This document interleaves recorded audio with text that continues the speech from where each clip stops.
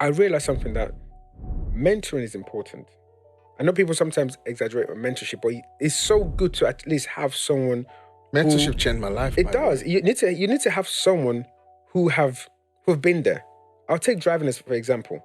Could you imagine you're driving doing you book driving lessons? We call them a driving Driving instructor. instructor. That's actually a driving mentor.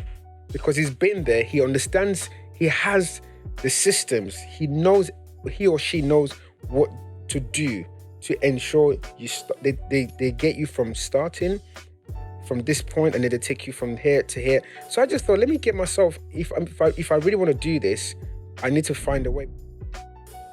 Hey, welcome to the Wealth and Business Podcast. On this episode, I'm joined by Moses Bright, who is a member of our World Circle community. Now, the World Circle community is a community here at Property Wealth Education. Once people have gone through our 3 days property summit, it's a community where I mentor people. I share great value information on how to start, grow their business. When Moses from Announced Property joined us, he was already at the growth stage of his business. He wasn't at the start stage, he was at the growth stage of his business. Now, we're going to discuss a lot around how he started, why he came to Property Wealth, and how he's basically blown up his business, especially over the last 12 months. Moses Bright, how are you? Awesome, man. I mean, and thank you first of all for inviting me. To this absolutely wonderful. Yes, yeah, I'm awesome. I'm doing good. Absolutely wonderful. Fantastic. So you go into property around about 2016, 2017. That's when you started to learn, through other coaches and mentors who have helped you, get your foot on the ladder. Before actually even go into property, let's talk about you. Yeah. I really want the audience to know who you are and how did this all begin? Were you born here? What was your upbringing like? Very good question, actually. So I wasn't actually born here. I was actually born in Nigeria, and born into a lovely family, but from a very young age, I don't know what it was. I was just fascinated with buildings. Just young, but just fascinated with buildings, and I had the privilege to experience a property of ours. But my grandfather, I was with my grandparents, and they built a house. My mom helped with that, and I was there when it was built from scratch. And that for me was just like, I was on site literally all day. So even though I was schooling, so I only did like primary school, we call it primary school, and then secondary school, and towards the end of secondary school, that's when I relocated to the UK, very very young, over 20 years ago. But property was just something that, even as a young kid, when you're playing, everyone's having fun, there was just that thought process in my head. One day I would like to own my own property. And I was young. I was like, from the age of 7, 13, in my teen years. And yes, I got into different things when I got here and went to school. I was a guy who actually didn't do, from someone who was doing good in school back in Nigeria. I remember when I came here and so I did my GCSEs, and it was predicted, that my grades would be quite bad. I was told, I could only achieve things like the C's and the D's. And that was my first encounter of when someone speaks something negative into you and the effect it can have on you. So from just hearing those words that you're not really gonna do well in your GCSEs. So I just flunked my GCSEs. I didn't do too well, and low self-esteem. So you're not really you're not that positive anymore because someone just told you that you can't do this. But even at school, even while I was in school, I was still thinking. Somewhere in me was still thinking about property, regardless. And I had different jobs, and it got to a point where in my early 20s, I just thought, when I went to university, I actually studied dance. I actually dance. I dance. I never know that, but actually, some people who know me, they know I did dance in college, in Northwestern College. So I studied dance, and then went to Roehampton University to study dance studies. Again, I'm getting back into it. While doing dance, something hit me. And it was just, I mean, I love dancing and everything, but I didn't really see a lot of dancers back then owning their homes. And that was where it started to hit me. That, okay, if I continue to dance, and let's say I get into shows, I do contemporary, I do hip hop, I do this, Yeah. will I really be able to look after my family? Mm. And will I just be renting? Because then believe you me, I was renting rooms, but I didn't even know it was called a HMO. So I lived in so many HMOs from like 2005, but I never knew it was called HMOs. But I was just, in the back of my mind, I just kept thinking, so, I eventually left that degree, and fast forward, I think coming to like 2012, I just thought, you know what, I need to go back to university. From a guy who was told when he was young that you can't do well in your GCSEs, didn't do too well, I decided, you know what, let me actually go study business and let me understand what it is to be an entrepreneur. Because I think watching my grandmother grow up, it's always been on the inside of me. Yeah. That business mindset, and always looking at properties. I would watch so many property videos, like Homes Under the Hammer. I was watching, and then I was obsessed with a book, Rich Dad Poor Dad. No one told me about it. I just found, because I was just searching. I read the book and I thought, wow. So when you buy things like this, that's a liability. But if you own this, you can make it, earn you money. And so I started to learn. So I decided, you know what, let me get myself another degree. So I got myself first class in business management. So let me pause you there very quickly. So you grew up from Nigeria. Yeah. In your teens, then you came to the UK. Mm-hmm. And you saw your parents basically build their own house, which is something that is very... My grandparents, yeah. Yeah, your grandparents, which is something that's very common in Nigeria. In Nigeria, you buy land. Yeah. You buy land in Nigeria, you do the foundation. Everybody builds their house in Nigeria. You don't buy ready-made.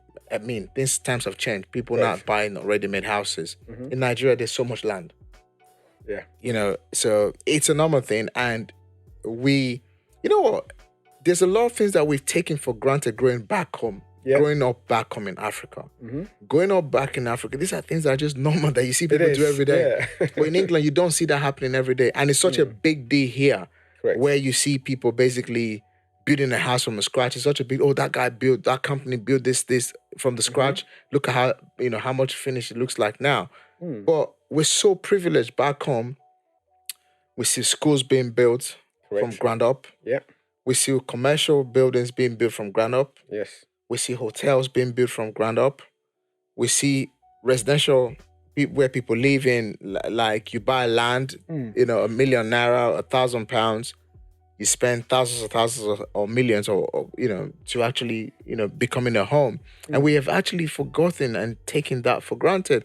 My son has never seen a house being built from ground up. He's 15 years old now. Yeah. My daughter has never seen a property being built from all the way ground up. I saw these things.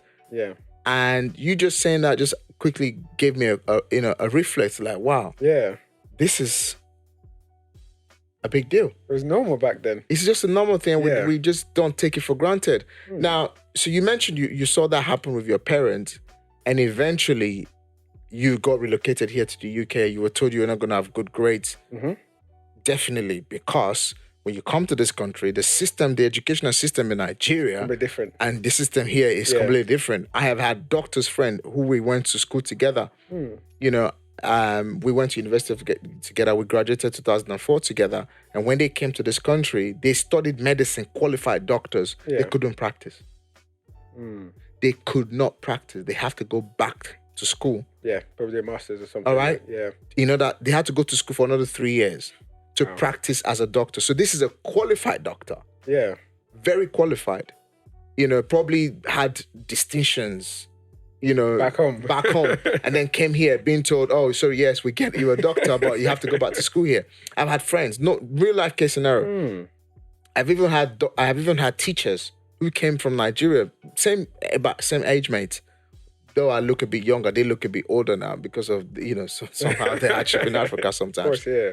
And these individuals came and they said, oh, you can't. You have to go all again. Not just that as well. You can't just get yourself a job when you relocate. You need papers. You need legal permit. Yeah. So I'm saying this because I've just had a reflection very quickly while you're saying this. Yeah. Because there's a lot of things that we take for granted. You know, for the fact that you come to this country, you have to start from ground zero, build your way up. Because I came here, I didn't have papers, I had nothing. To being the person that I am now, you know, almost 20 years I've lived in this country. So you came here, no GCSE, because, you know, whatever you've gotten from Africa don't work here. And you were predicted for almost failure from the beginning. Like, you're not going to have good grades. Yeah. Then you then became a dancer, which you've never used. I've never seen you dance, by the way. maybe I should celebrate a party so I can see you use those skills and dance. So now you then left dancing. Yeah. And you also saw a lot of dancers never really understood first, you know, they never really bought their first home. Eventually, you went back again to study business. Yes. And then you came out with what? A distinction. First class. Yeah, someone who was told that you couldn't get good grades. Good grades. And that really affected me for a long time. It's amazing how someone can speak negative into your life from a young age. And you can then run with that. And kudos to my mum, because she was so awesome, you know. Funny enough, she was one who got me into dancing. It's just what you're always dancing with. Because when I came back, you know, you get your grade, you know, when it's time for GCSEs and people get that grade and people were celebrating. I wasn't celebrating. It was and this was a guy who I was top 7 in Nigeria. Top 7. And you know, in Nigerian secondary schools, you got like 40 people. Nigeria, here, you know, Nigeria, again, God give to Nigerian education system. Yeah. Nigerian education system, if you fail, you repeat the class. That's correct, yeah. In England, you don't repeat. No, not at all. No. In England, you don't repeat your classes. I remember when I was growing up as a kid, there was a point in my life where there was 40 children in the class. Yeah. I got 37 out of 40 children. I was told to repeat. And I told my mom, no. So I will not remain in the same class. Yeah. Honestly, I went through challenges in my life at that point. My mother had no choice than to remove me from that school, to take me to a different school, because I said, I'm not going to repeat. I said, give me a chance. Guess what? When I left that school to a different school, I came out the 3rd. And that's a big achievement over there. And there was a massive, massive transformation. So I said, no, Mom, I did not fail. You know, yes, maybe there were bright students there, but they took me to another very bright school while I was growing up. Yeah. And I ended up, I got number 3. Yeah. You know, so what I'm just trying to say here is, I think it's quite important to kind of dwell a little bit on environment. Very important. Very important. Environment here, the first environment you found yourself said you cannot succeed. And at a very young age, because it's just like there's a story around Lex Brown. When Lex Brown was growing up, he was called the dumb twin. That's right. All right, because he was nicknamed mentally retarded. That's right. So there are certain times, every time they said to him he's capable of doing XYZ, and he said he can't. Yeah, because he said they've told him he's mentally retarded. Yeah, yeah. And from that, until he met just one person who said, no, that's what you've been told you are, but that's not what you are. Yeah. So let's kind of deep into this now. So you got first class from a dancer who was predicted to never have good grades. What changed for you? How did that happen? What changed? It was something to do with mindset, and I think I was searching, you know. So my family, I come from a family who are very hardworking, and my mother's hardworking. I lost my dad when I was 7. And I think the motivation came from not having a father growing up. So 7 years old, I was looking forward to, again, backstory. I was looking forward to, you finish your school and you go on holiday. That's the plan, isn't it? Most of the time in Nigeria, you finish your school.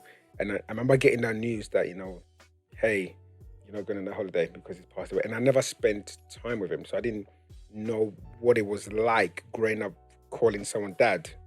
So it got me thinking from such a young age. And I remember age 9 when I was sent to boarding school back in Nigeria.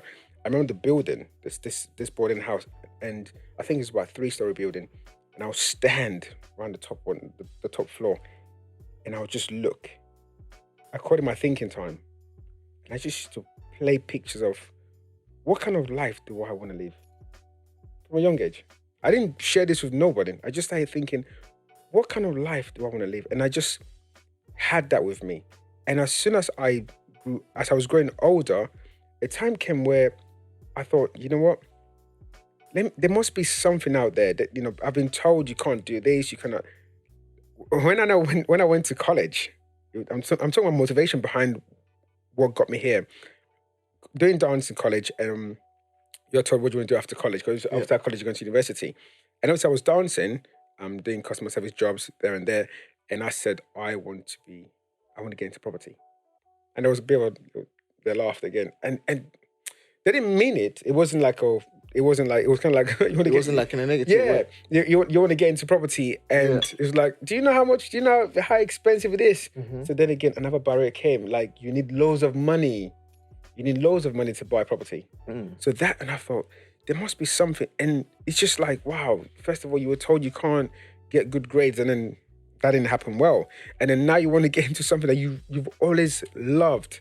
And now you're not told that thing is so hard. So I decided to just research. I would speak to certain people, and I just started looking at people's lives. And I thought, if I saw you doing well, I want to know, Daniel, what do you do for a living? You told me. I'm like, okay, cool. How did you get there? I was just doing my own little interview. Then I thought to myself, I noticed that because I was told I couldn't do certain things, I need to work on my mindset. I just started Googling positive thinking. Guess who came out? Les Brown. It's not over until I win. I listened to Les Brown like, wow. I listened to Les Brown, Jim Rohn. Then I found Robert Kiyosaki book, read it over and over, and I said, you know what, I can do this. So I decided to become brave in setting goals. A lot of people set goals, but they're still scared.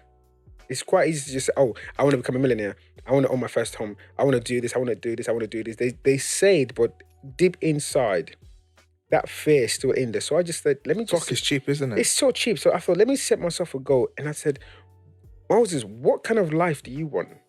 And my ultimate motivation was my late father. And I said, you know what? This man, if only he could see me now, he'll be amazed. So I thought, I want to build a life where I'm a father, but a present father. I wanted to be someone who's there for my kids. And that just started motivating me. I was working different jobs. Then I heard about property events. And I remember literally, I went on LinkedIn one time and I just put on there, I said, you know what? Does anyone want to mentor me?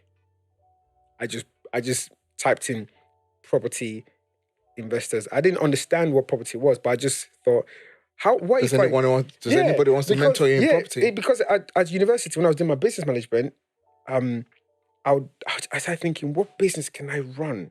Because I used to say to them, I'll do this degree, I'll get a first class, and I'm going to run a property business. But I was trying to figure out, what do I do? I was going to networking events, and I thought, how about if I find properties and I find people who can buy it and then they purchase it? I never knew that was called sourcing. So I was just thinking about these things, but then I realized something, that mentoring is important. I know people sometimes exaggerate on mentorship, but it's so good to at least have someone. Mentorship changed my life. It does. You need to have someone who've been there. I'll take driving as for example. Could you imagine doing you book driving lessons? Nobody ever got in the car and drive. No. Everybody who has ever driven was taught by someone. That's what I'm saying. So that is as simple as it is. But we call them a driving instructor. That's actually a driving mentor, because he's been there. He understands. He has the systems. He or she knows what to do to ensure they get you from starting from this point, and then they take you from here to here. So I just thought, let me get myself, if I really want to do this, I need to find a way, because I started sourcing without understanding sourcing. I just started sourcing. I just started putting myself out there, like, okay, I've got to do this. I really want to do this. And I haven't tried to create a business with some of my friends, but I was so hungry. I said, I got married in 2012, and I said, by the time I have my kids, I want to be a father who takes my kids to school. So let me quickly pause you there again, right? So you post on LinkedIn. Did you find that when you then started doing the sourcing, you didn't know what sourcing, Yeah. and you then posted on LinkedIn, did you Yeah. find yourself a mentor? Yes, I did. One person came back to me. I mean, I sent messages to a lot of So people. when you asked, oh, can someone be my mentor? What did you offer? Because two things, either you go to serve, Yeah, that's what I did. all right, or you pay That's right. to I get didn't the have knowledge. so I started researching. Before I even did it, I started researching stuff and just typing in property things, and I read a book called Property Magic. I just started reading things. I posted, and I got a reply, and I thought, what? And all I said was, I'm very new. You have to be honest as well. A lot of the time when people want to do things, they want to go to the next level. They come in acting like they know. But if you're going to someone who's going to teach you things, you need to come in and then even delete what you know.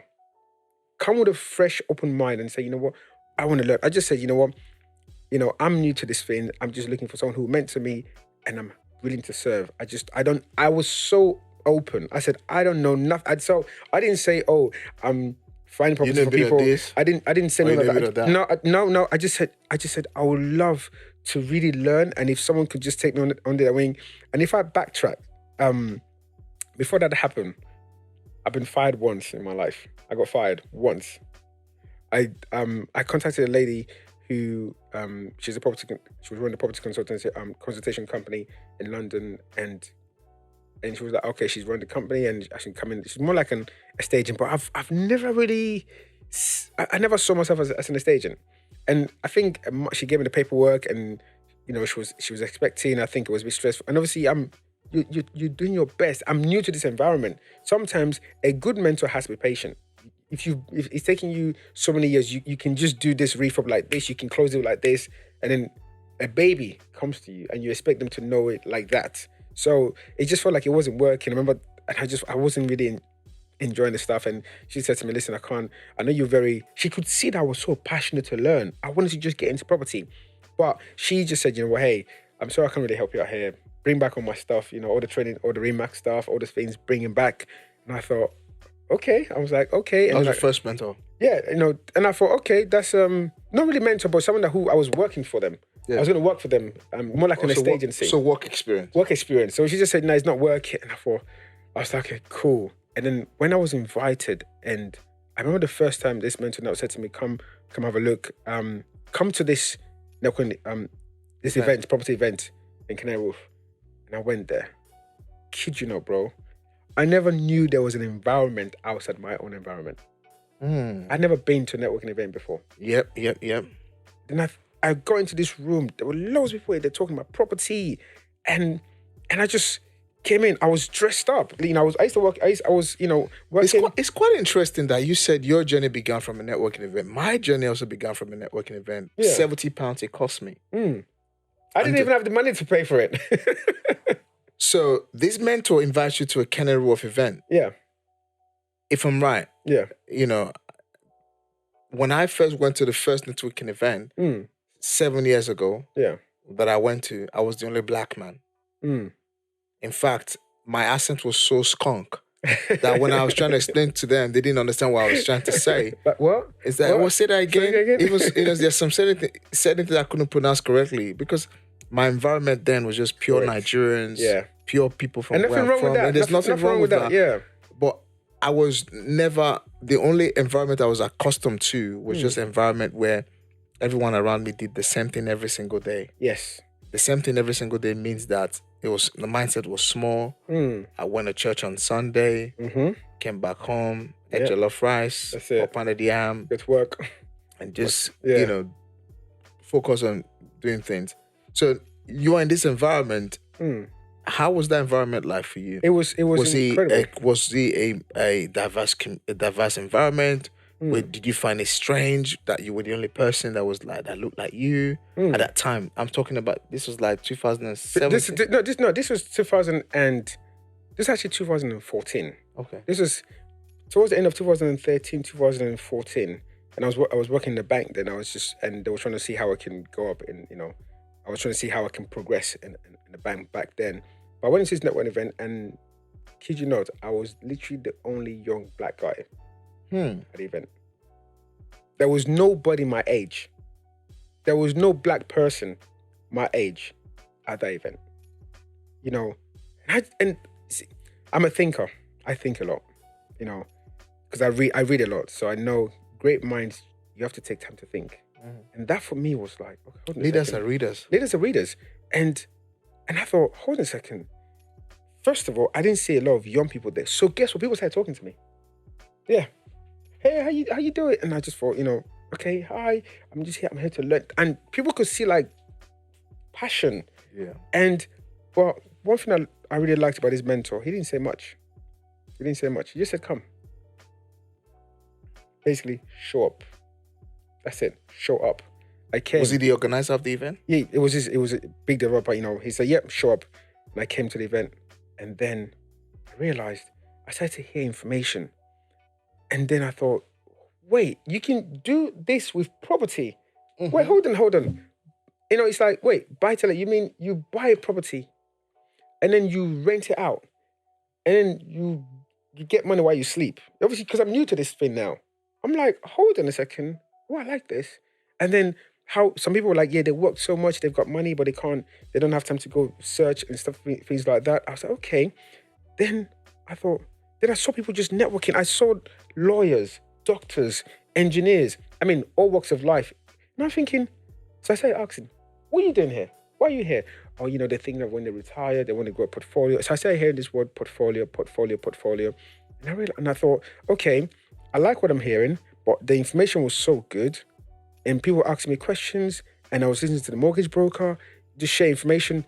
And I thought, I really like this. You know, event was ready, finished. I was almost the last person to leave. Most of them are going networking. Most of the time, I'm always the last person to leave. So you basically started your journey at that point. Yes. And networking with other people. Yeah. Now, tell me, what did you then do after the mentor who invited you to that networking event? Did you end up joining his program to get mentored? Yeah. Or what happened? It was so interesting that, again, he was just like, come to the next one. Kid you not, bro. You kept going. I can say this right now, yeah. £20 back then was tough. Of course it would be. £20 for me back then was, because you're working, you're renting, trying to save money was not, we live in zone 2 back then with my wife. She's got married. So, and then when he told me the mentorship, how much it cost, I was like, wait, people pay? And there were loads of people who paid that amount. And I said to myself, whoa. And I remember I said, you know what, yeah, I'm not able to pay this right now, but man, I am ready to serve. But you know what he did that I loved as well? It was just like, come to the next one. He was watching me for almost a year. I was showing up. I showed up. Let me tell you how I used to show up. I knew what day it was. I didn't pay. I didn't have the money. I'm at the door. I'm waiting. And I'm like, can I come in? Yeah, go in. You can see me again. You know what, yeah, okay, I can pay for this one, but for the next one, yeah, I can't miss that one. Because you got a guest speaker coming in. You got this. I had booked. My notepad was just, I was just consuming stuff. But it wasn't just about taking the information. I was turning that information into knowledge. Because it's one thing to take information, but it's another thing to turn that information into knowledge. So I remember then one day he said to me, and I just said to myself, you know what, yeah, I would love the opportunity to actually, at least work for this guy or just do something. Just something. I just need to get my foot in that environment. And one day I got a phone call. I remember I was going away one of my anniversary. We had, and you see, you're thinking different then. You put some money aside, you're going on holiday. Because you're thinking about, let's go have a good time. And he said to me, I've got an opportunity for you. I'll mentor you, come on board, and then we'll sit down. And then we sat down and he gave me this proposition. And my heart was just beating. And I was just like, whoa, this is amazing, man. We're going to be taught by someone who's well-known, And then I said, yes. I told some of my friends, I said, bro, guys, this is the opportunity I've been offered. And they were like, listen, we know you. You've been talking about this stuff for such a long time. Yeah. Go for it. Then I said, the only way I need to go for this is that for my own situation, I was so hungry, Daniel. I was so hungry. Les Brown once said, you got to be hungry. And because I listened to so many, I'm a Christian as well, and I just believed that God was ordering my steps. I just knew that this opportunity was ripe. And remember, saying to my wife that I'm gonna have to quit my job to go for this. I sat her down. I said, you know what? Yeah, I just need you to give me 5 years. I said, to be great at something, you need to become 5 years. I said, you need to become a master of something. Don't just do this. I said, listen, let me go into this here. I said to her, just support me. Believe in my dream, and I know you do, but just give me minimum of 5 years to become so good at it that then after the 5 years, I'll become a guy of value. I'll become a person of value. That I'll become on demand. There's a sector I have a feeling I want to go into. There's a niche market because I'm going to this events. I'm going to, if you know the amount of webinars I listened to from 2015, the amount of webinars. That was even before I got into property. The amount of webinars. If you call the name of the person right now in the UK, I have been on that webinar. Because I said, just give me 5 years. And then when I got this opportunity to work with this mentor, this guy just sat me down and started to break things down from scratch. He was like, okay, you were trying to source, okay, let's break it down. Because what got me was he had this layers of property, how to get into property. And it just, this nice triangle. I remember in one of the meetings, I was just sitting there and I looked at it and I said, the entry point, the sourcing, buy to let this, into the development, commercial, blah, blah, blah. And I said, you know what? I can't deal with tenants. I said, no, I'm not going to be that person that will be doing this tenant thing. That's not my thing. I said, I like the sourcing. I said, I like the sourcing part of thing because I'm a people's person. So I know how to talk. I know how to relate to people. And I said, well, teach me this. And he said, okay, you can, come source for the company and I'll teach you this. But there was something that he told me that I really appreciate him for. He said to me, before you start, I need you to understand something. Whether you like it or not in business, you're going to hit a wall.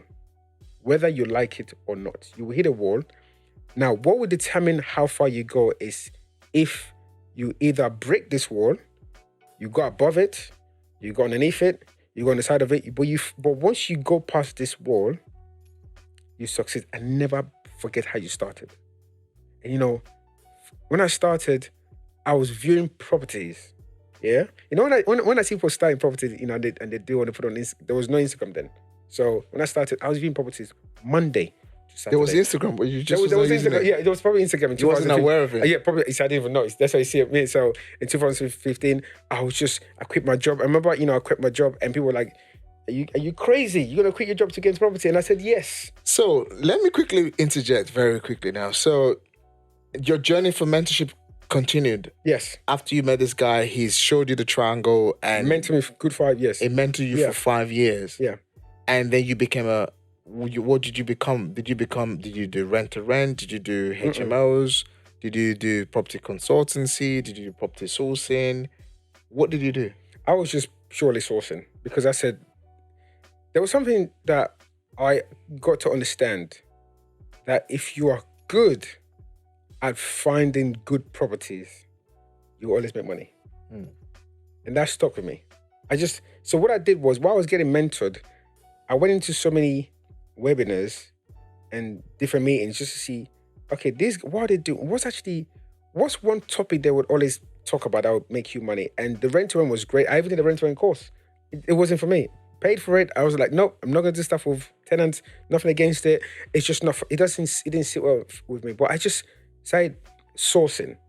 And I remember for the first 1 year, viewings upon viewings upon viewings, Monday to Saturday, to the point that one estate agent told me in Dagenham after a couple of months, because I was viewing, making offer, when I make offers now, it's like that. I mean, I've negotiated deals. I've knocked off 50K off deals. I've knocked off 30, but this guy said to me one Saturday, it was nice and warm. He said to me, because I've been viewing loads of property, I'm making offers, you're trying to get a below market value property. And this guy said to me in Dagenham, he said, Moses, don't you have anything better to do with your life? And I was just like, not again, man. Come on. You were told about your GCSEs, but darned about property when you're going to start. And now another guy's now, I'm trying to get, and then someone's now telling me, don't I have anything better to do with my life? So they say yes. Yeah, why? Are you wasting your time? You've been properties and you're offering ridiculous amount. And it just ran his mouth. And I'm not going to lie, I sat in the car I sat in my car. I had a Honda Civic then. I sat in my car, and to even start the car, my body was like shaking a little bit, and I said, "Man, this guy's just trying to shatter me right now because I didn't complete on any deal." So I was driving. I called my mentor and I said, "Man, this is what it is." He started laughing. And he said, "Let's." I remember we said, "Let's meet up," and we met. And then he shared some real life stories with me, and he told me what he went through. And I thought, "Wow, you went through this?" He goes, "Yeah." He goes, "This year should motivate you." Man, that became. Oh boy, that same guy saw me viewing. I said, "You know what? Yeah, the fact you're trying to put me down, this is going to motivate me." I just kept going. I trusted God to literally make it happen because I had a goal. I had set myself a goal for 10 years. I had a 10-year plan. So now you basically set yourself a goal for 10 years. You're in this situation. This guy's told you You're wasting your you're time. wasting your time. Now let's now very fast forward into how we then we got to meet and how your business is now in a skill phase from your we've talked about your start of your journey and your second mentor really helped you to pivotal. Now, what is one of the biggest lessons you want to really share around mentorship, around coaching? Because I'd never forget where I've started from. In fact, I always sing the praises of my mentors, not mentors, actually, mentors, because they opened their word for me. Yeah.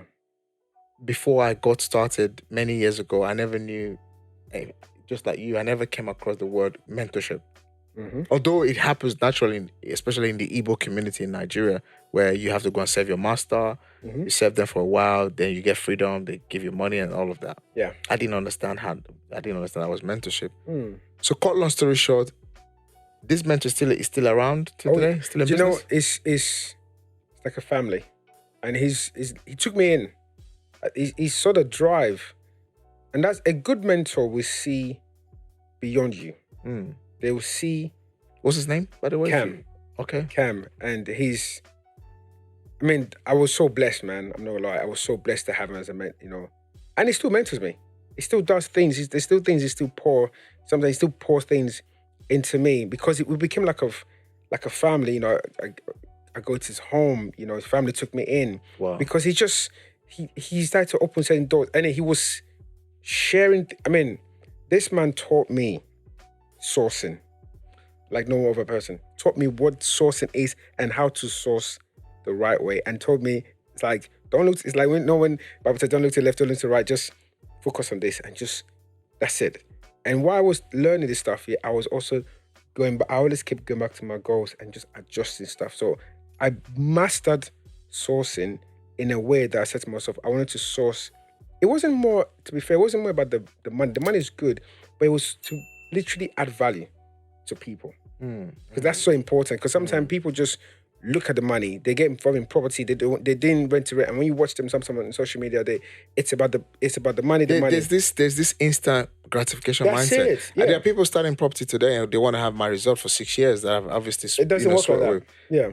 And you have to start. Yes. You have to grow. Then you have to scale. Correct. The reason why I've been able to do all I'm 43 years old. I'm not a child. I've been in business for at least 22 years, in general. Yeah. But I never succeeded to the level I've I've come to now, until literally 2017, everything changed for me. Yeah. So the roles of mentors got you started, got you where you are, taught you how to source properties. Yeah. How then do you then make the next step of your journey? Because you began your next step of your journey last year with ourselves. A lot of people will say, oh, they know everything now. I had the first mentor, I had the second mentor. Yeah, that's all good. Over my career, I've had multiple mentors, from Carl Hutchins to Kevin Green to Adam Stoltz to my current mentor, Grant Cardone. And so three of them were actually, three of them were property mentors. Yeah. One is a business mentor, And now the one I'm with now is a billionaire because I have a vision Yeah. of where my business wants to go. And without all these different mentors I've mentioned in my life, I will never, I will never be where I am. And I'm never afraid to mention the names of my mentor because Of course, you have to always remember where you started. Yeah. How you lay your bed is how you're going to lie on it. If you don't make your bed, that's how you're going to lie on it. That's right. So what they made, because a lot of people, I've seen people say, a lot of people come to me and say, yeah, I have all the knowledge. Yeah. And instantly I look back at them and say, I'm not your mentor. I'm not your guy. Absolutely. I get it. You have all the knowledge. If you have all the knowledge, then you don't need a mentor. So how did you begin the new transition of your new phase? When we've met last year, you became part of the World Circle, because when we met, you said, I'm at the growth stage of my business and I need to grow. I need to scale. Yeah. That was the basic thing you brought to me was, I need to grow and scale. That's right. So, and we have been in that scale phase now, where you have basically tripled your income now. Oh, yeah. But how important did the roles of mentors played to the Moses Bright that you are now, who's doing hundreds of thousands of pounds a year turnover? It's for me, I would say I wanted to kind of like niche my business. So from sourcing, which is great, and just before COVID, I'll go back and I'll come forward. So the goal was to really help people. I just thought, let me really help people get in property. But if I want to do this, I need to also change the mindset of people. So I was obviously I'm sourcing, and then I thought, let me get into a market that is it's untouched, and that's the first time buyer market.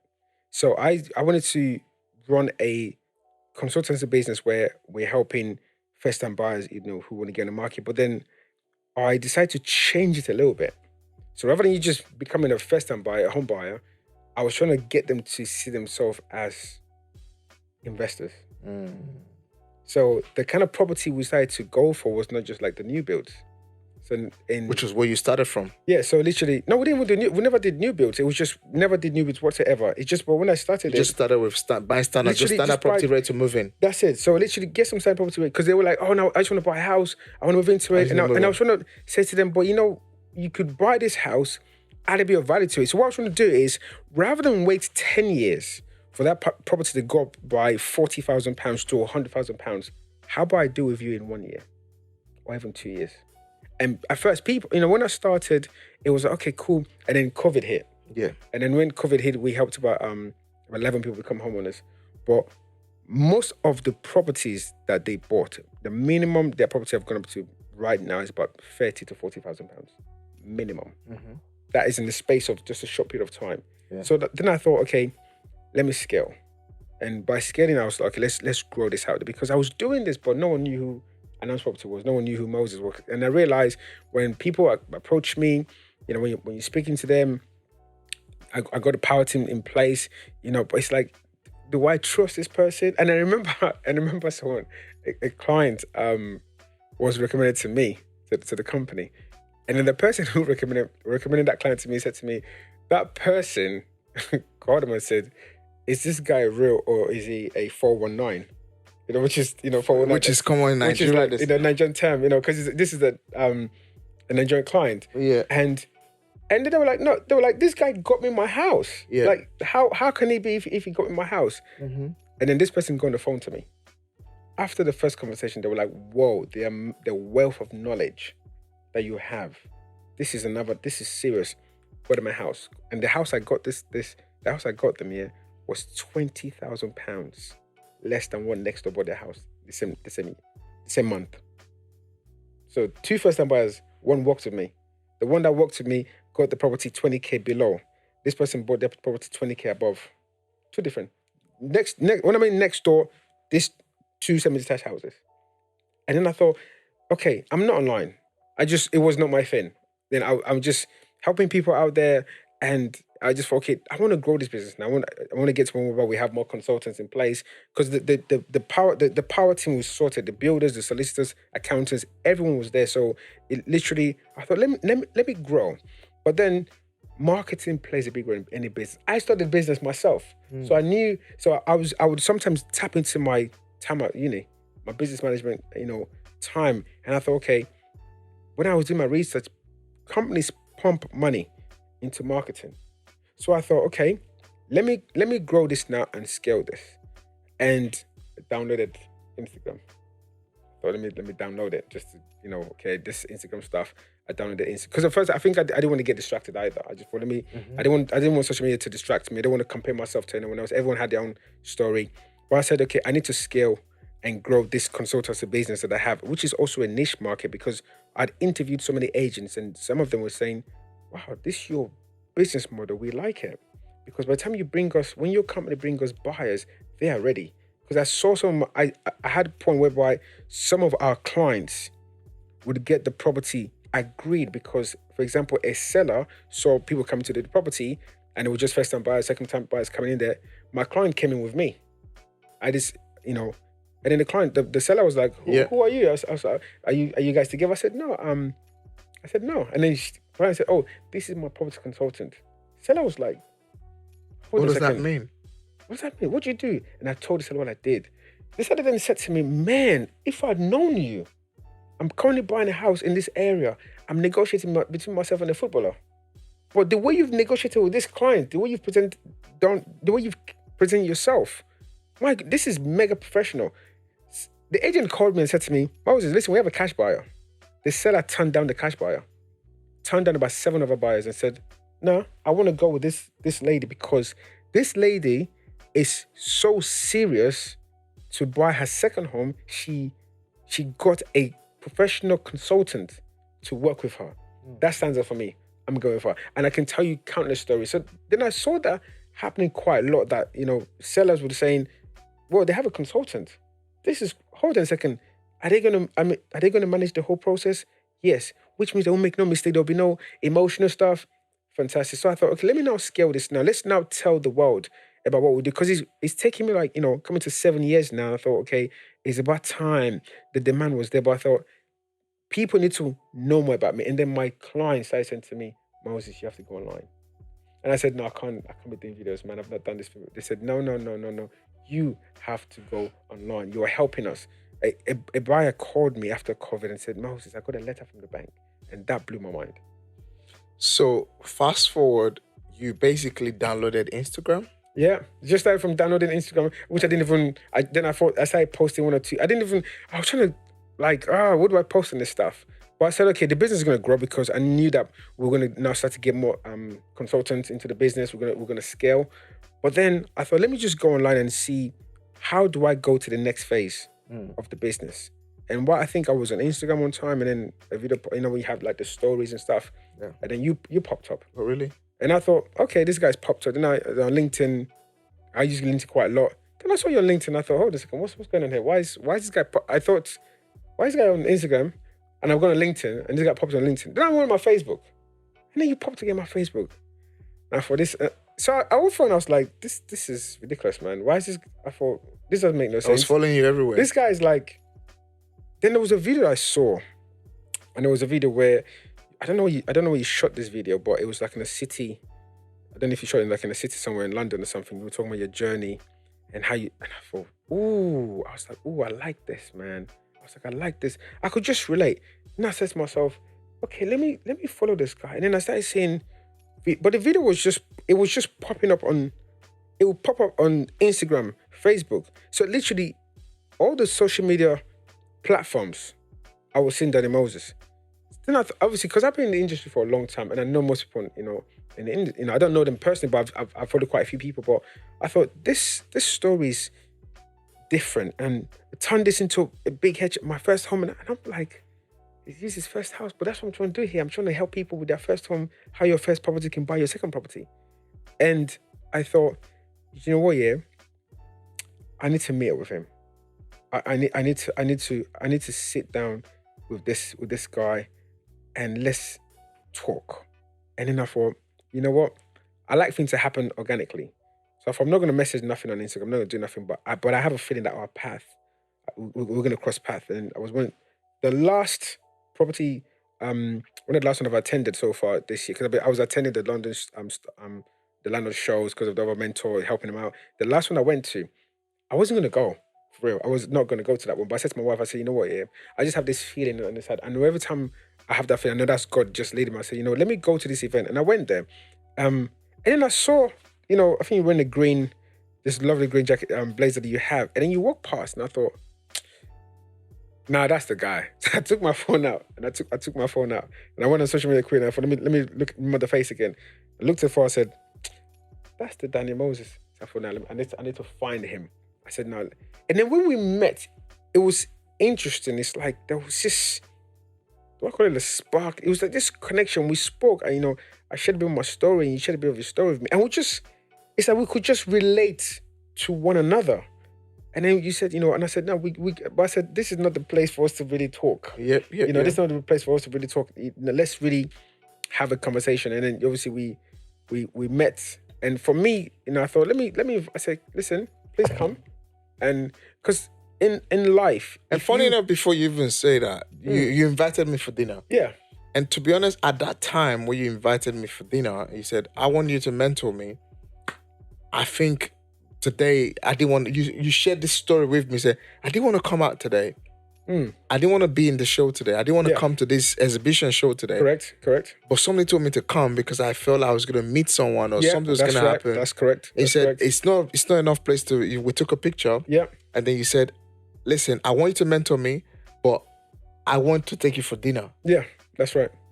And we exchanged. I was like, I don't really give people my number. I know, yeah. I said, I don't really give people my number. He said, listen, I just want to know you. Yeah. Let me take you out for dinner. And I remember you, a couple of days later or a week later, you took me out for dinner. Yeah.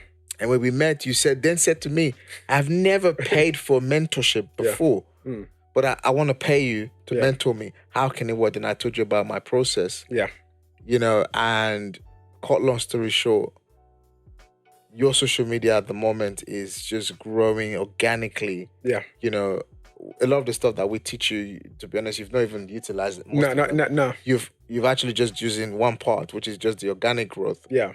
And so far, your business before then was doing about £50,000. No, we're not even, because I don't like to disclose it because of obviously. But we're doing. I'm just saying, you know, we're doing like, and obviously, and the reason why that was actually happening is because sometimes the way we did the business was we can't, sometimes if we were to take all of our invoices, we probably do it's more. But what we just used to do then, we just stand, okay, let's just take enough for what we did, for what we need. So there's always reserve. I use the reason why I do that is because of Joseph in the Bible. You know, Joseph, there was a time of plenty, and then he was able to save some when there was time of famine. So that mindset was like, if you run a business and your business is always cash poor, you're working. It's not business. So I say to people like, okay, you know what? If you were to take the whole thing now, the turnover will be high, but no, let's just take what we need for this year. Mm-hmm. And then because what would happen when we had invoices that lapsed into the following year. Yeah. And I remember when we had that conversation and you said, bro, I know what I've got. Yeah. Yeah. And I know what it can take me to build a multi-million pound business. Correct. And you are now on that path to becoming one of the fastest growing, you know, especially in the Kent area, you know, some part of the north of England. And you're becoming one of the very fastest, basically property consultant, you know, dealing with first-time buyers only. Correct.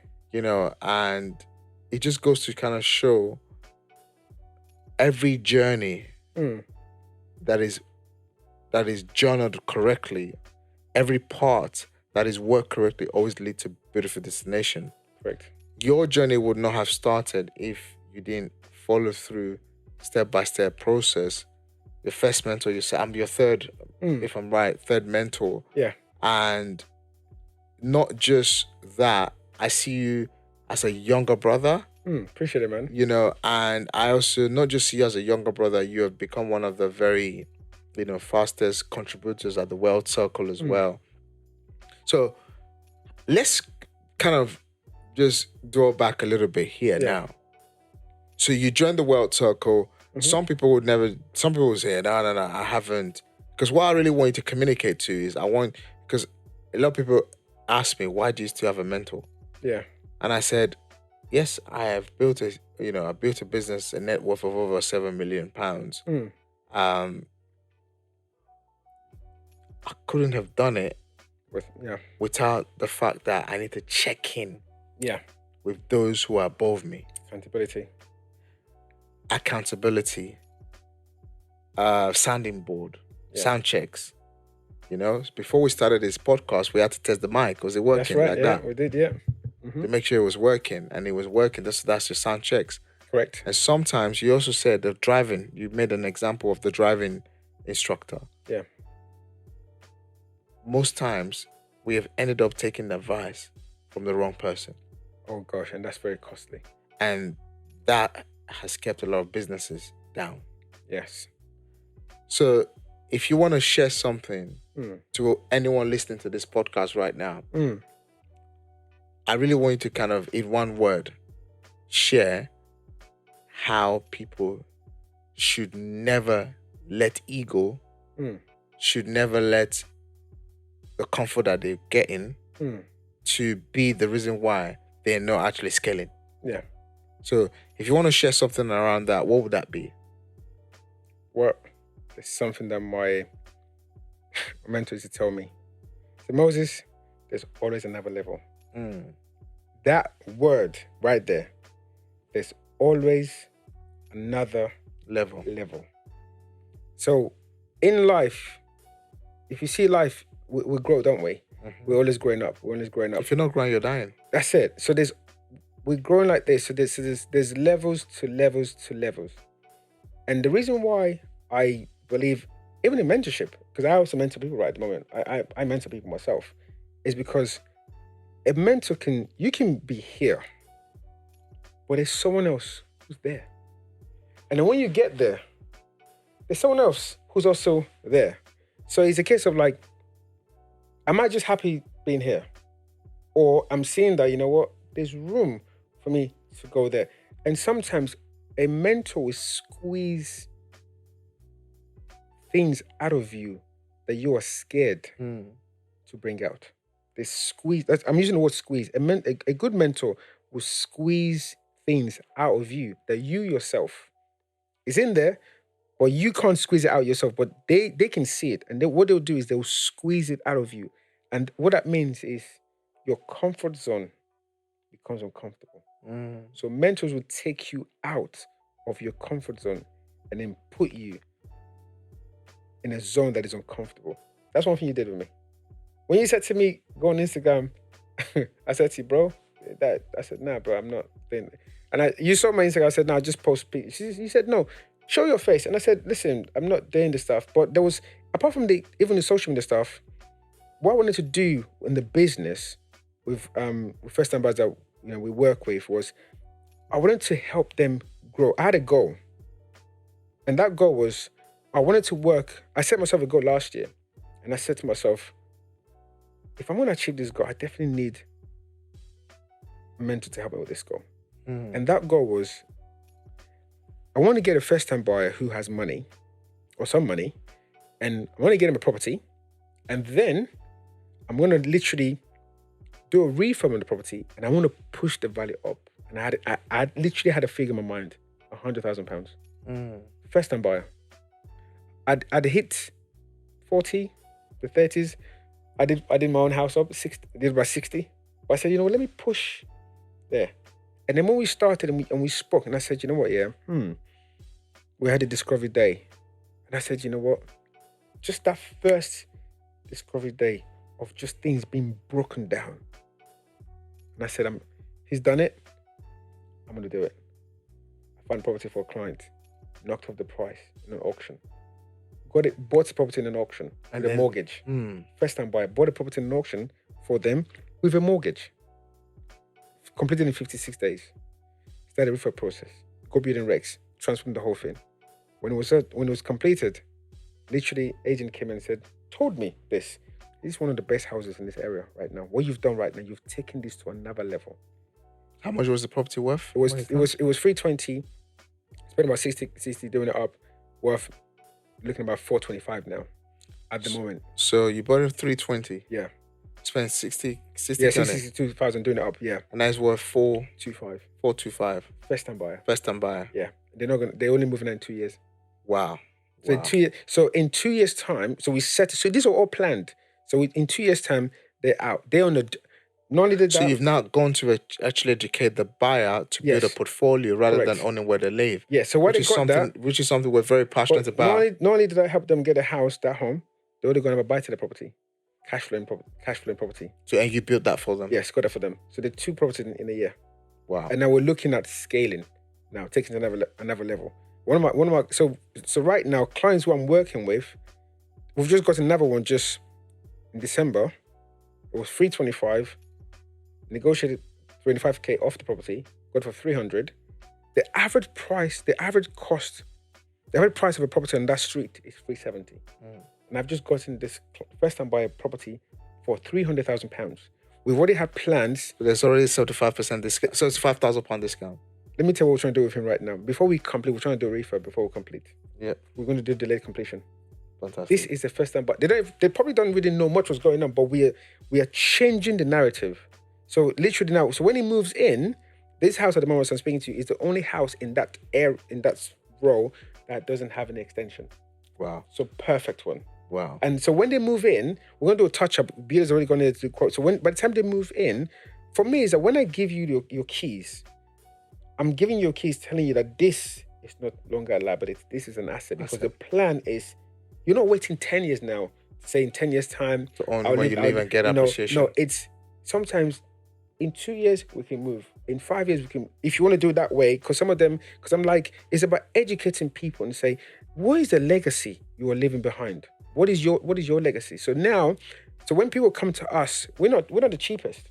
And for me, never say yourself cheap. Yeah, of course. That's you know what I'm saying. So, but when they come to us, I mean, there are properties where we're getting clients that when I tell some of my builders about the property, they're like, my goodness me, Moses, this is their first home. I'm like, yes. Even with flats, one of the clients, we got them a flat freehold, owns the whole freehold of the building. So, as we go towards the end of this episodes, yeah, as a member of World Circle, and you've been through this journey where, you've not just become not just only did you go through as a World Circle client, as a mentee, you are now someone who also contributes to the World Circle community. Correct. So, what does Wealth Circle and Property Wealth Education mean to you? It's a community, and I think for me, getting started in property, there's something that is known and we can't hide it. The Black community are known for consuming. When it comes to asset, check it. When it comes to asset, the Blacks are not on the top. No, we're at the bottom. Literally, there's the lowest on the food chain. When Bloomberg, I think because I saw it through Bloomberg, when Bloomberg produced the article about the UK, that the Blacks own the least property, and when it comes to real estate ownership, the Blacks are at the bottom. But this is from our community. So for me, Wealth Circle for me is a good place, and that's why I told you that I believe in it, because I thought I can actually contribute to this as well, to change the narrative of our people and say, you know what, while we're here, we are so fortunate. I mean, if you live in the Western world, you are so fortunate. Not saying there's nothing wrong with any other country, but for those of us who live in the Western world, we are fortunate because there's opportunities there. There's so many opportunities, but we should not be here just to live. We should be thinking legacy. What can we do? When I look back and I said to myself, my father passed away, and I can't show anything right now to my kids from my dad. I can't. That for me was like, nah, we can't carry on like this. So when I leave here, there should be some form of legacy. My first legacy for me as a child of God is my kids knowing God for who He is, known by Jesus. Then the other legacy is wealth. They might not run the business, but thank God that my 5-year-old now wants to be. She asked me recently, "What, Dad? Who owns Anna's property?" And I said, I do. She goes, you're the boss. I said, yes. So you tell me what to do. I said, not necessarily tell me what to do. She goes, I want to do property. She's been to property with me. She went with me. So they're already 5-year-old and 4. And I took both of them to a property in January that we closed. They were there. I was telling her I was showing her the way, because it's a community where we come to learn, we come to uplift each other. Black people don't work together most of the time. In my business, I've been let down the most from guys from my own side. You know what I'm saying? So literally, and I've worked with different races, and I've seen how they've come together to work together. But sometimes we don't have like a together community. So if we have a good community whereby you can learn about wealth, not just real estate. Wealth Circle is brilliant because you're learning all kinds of things. You're learning about business, mindset, entrepreneurship, real estate, legacy. You're learning how to build a business. So the things that you can take from here and later on see how you're learning how to scale. So there's so many things you can learn about, entrepreneurship in the Wealth Circle that would help you build yourself, so that you can then look back and say, okay, in 10 years' time, who do I want to be? And that's a question I ask myself all the time. When I started in 2015, I said to myself, in 10 years' time, Moses, who do you want to be? I'm doing that thing right now as I'm speaking to you. Yeah. And I've already asked myself another question. Moses, in another 10 years, I do this a lot. I always take a calculator and I add my age to 5, sometimes 5, 10, 15, 5. Because I'm like, when I get to that stage, what do I want to do? And then I add the ages of my daughters. So how old would they be? What will I be doing? So the first thing I said was, I set myself goals, and we have to set ourselves goals and be in a community where we can work together, not tear each other apart. And sometimes it's quite, and one thing I said to myself is, why are you driving a £100,000 car and you live in the council estate? That is wrong. And I'm not trying to offend anyone watching this program or this podcast, but we shouldn't think liability. I'm going to share something that a Jewish customer, when I used to work in the bank, shared with me years ago. Because when I used to work in the bank, my last job was a personal bank, and I bring those skills into my business.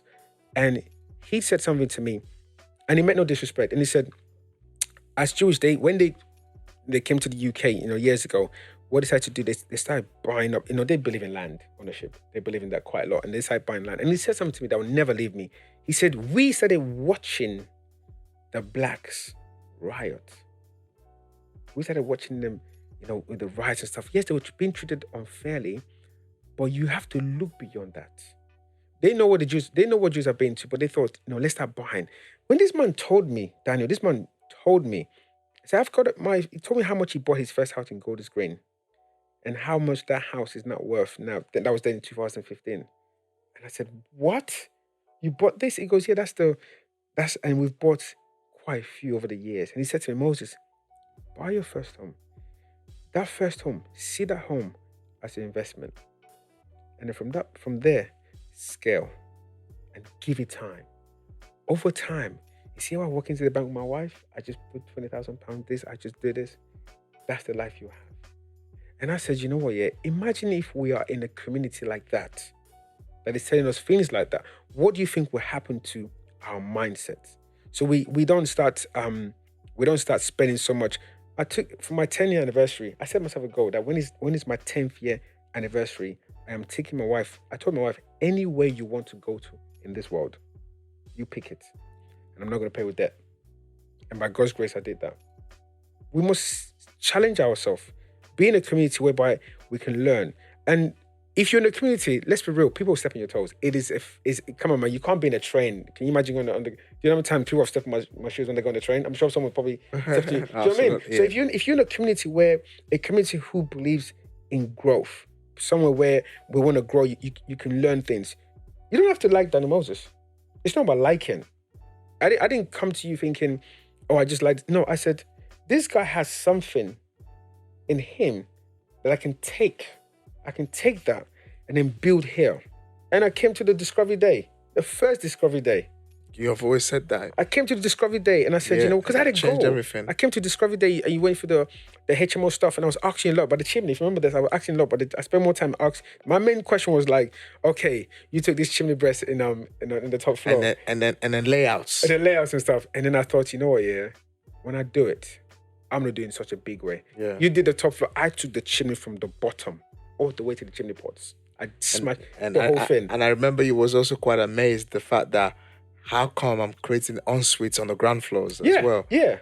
You know, wow. It's been amazing, Moses, having you on the Wealth and Business podcast. Thank you. Just one final question for you. You've been a member of the World Circle. You know, I've seen your business literally flourish. Like where you are January 2022 is not where you are January 2000.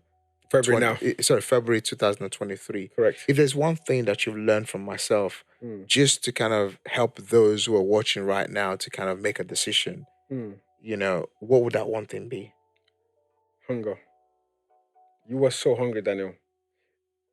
For the things you've achieved already, for certain people, they'll be like, this is the time for me to just chill and just enjoy and stuff.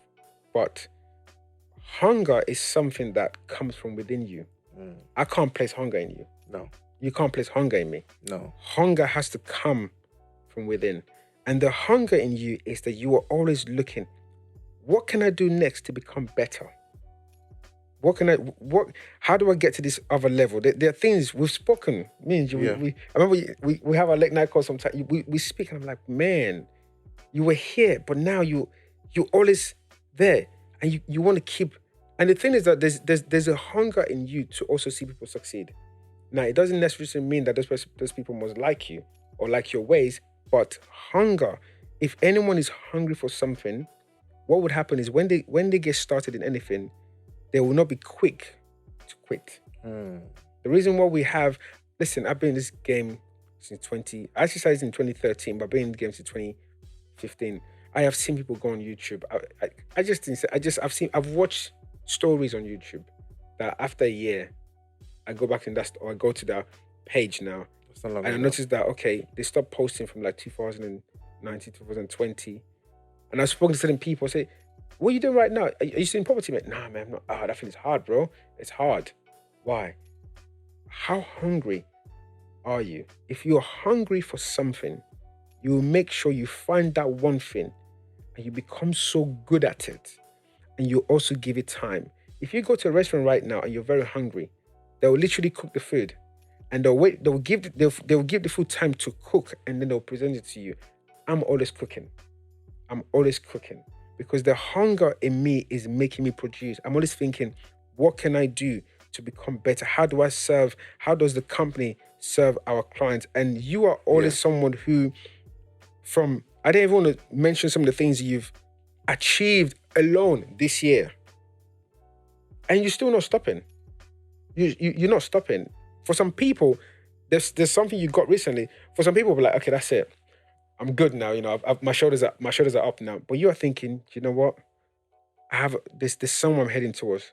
I'm gonna keep pushing myself. And I think if we have that hunger in us, because hunger was something I learned from that mentor, taught me. He said to me, because I asked him, I said, why did you give me this opportunity? And he said to me, you were determined. There was a hunger in you. You could see it. And I said, you know what? That hunger is still, I'm even more hungry now, because what I'm doing right now is you are helping people, you are affecting people's lives. And I think there's nothing better than learning something, becoming good at that thing, and now adding value back to people. Yeah. That is so key. And the Wealth Circle is a place whereby you've now created something for the community. But one thing I love about Wealth Circle is not necessarily for black people. It's not a black business, because some people think because you're black and you own a business, you're on a black-owned business. I tend to kind of like come off that. I run a business. I'm an individual and I run a business, but I'm a black man. Yeah. So, but you've done something where you can come to the circle, you can learn. If you don't want to, even if you don't want to stay, but come and get something, learn, and then go affect others. And I think, but without the hunger, if people don't have hunger, they will start And after like few setbacks, 1, 2, 3 setbacks, they'll be like, "No, that's it. I'm hanging my coats. Yeah. I'm done." Wow. Moses, Yes, sir.